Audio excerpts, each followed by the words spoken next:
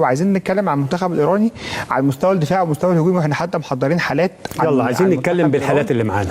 اتفضل. طيب لو هنتكلم ده الشكل الدفاعي لمنتخب ايران قدام بلجيكا. منتخب ايران اول مباراه لعبها قدام نيوزيلندا كانت 4-4-2. بعد كده المنتخب الايراني بدا يلعب قدام بلجيكا على 5-4-1 عفوا.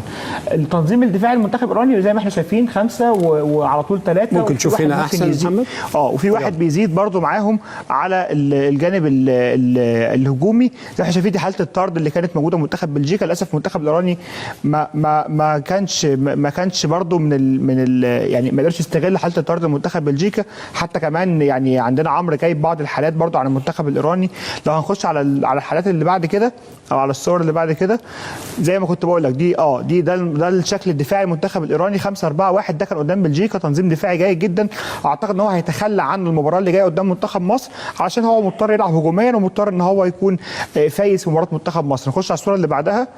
برضه ده التنظيم الدفاعي او الشكل الدفاعي المنتخب الايراني. الفرقه كلها تحت الكوره في حاله فقدان الكوره من منتخب بلجيكا او فقدان الكوره منهم يعني يكون مع منتخب بلجيكا.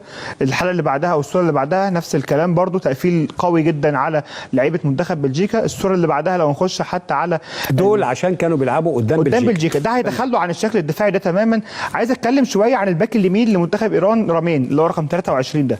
الباك اليمين ده في مباراه نيوزيلندا هو مان اوف ذا ماتش، هو احسن لاعب في المباراه. لعيب لو هنخش على الصوره اللي بعدها ده الهدف الاول لمنتخب ايران. وعايزك تبص برده يا كابتن، بص رقم 23 فين؟ ده الباك اليمين ده اللي بيسجل هدف في منطقه جزاء منتخب نيوزيلندا.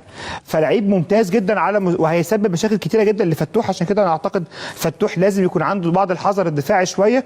على مستوى العرضيات لعيب كان بيلعب عرضيات ممتازه، يمكن ده الهدف الثاني منتخب ايران قدام نيوزيلندا. بص يا كابتن العرضيه ملعوبه من هنا بالظبط. انت عارف اللعيب ده عنده كام سنه؟ 35 سنه 36 سنه وبيلعب في ايران. فلعيب ممتاز جدا جدا.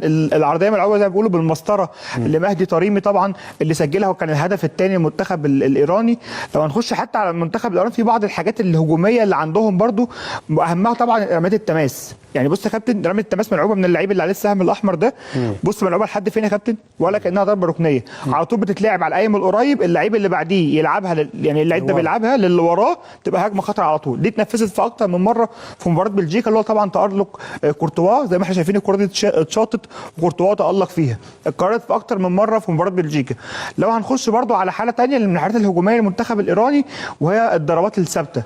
ودي كانت واحده من الضربات الثابته المهمه جدا واللي علمت واللي اثرت وعملت ضجه كبيره على السوشيال ميديا في كاس العالم.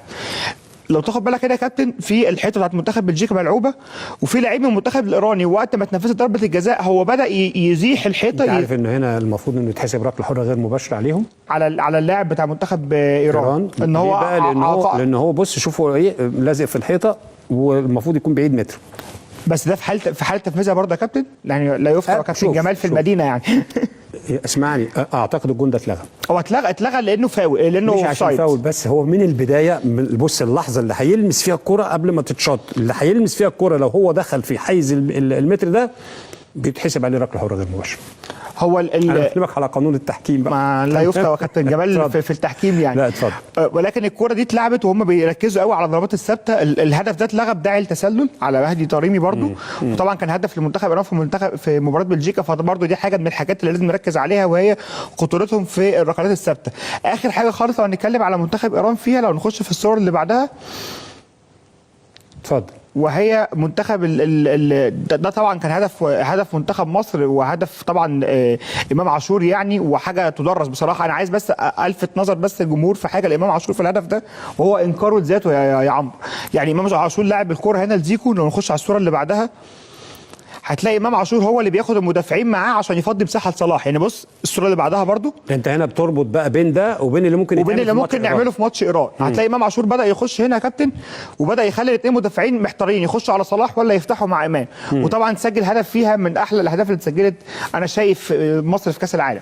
فمنتخب ايران منتخب صعب جدا يعني محتاجين نركز معاه بشكل كبير قوي.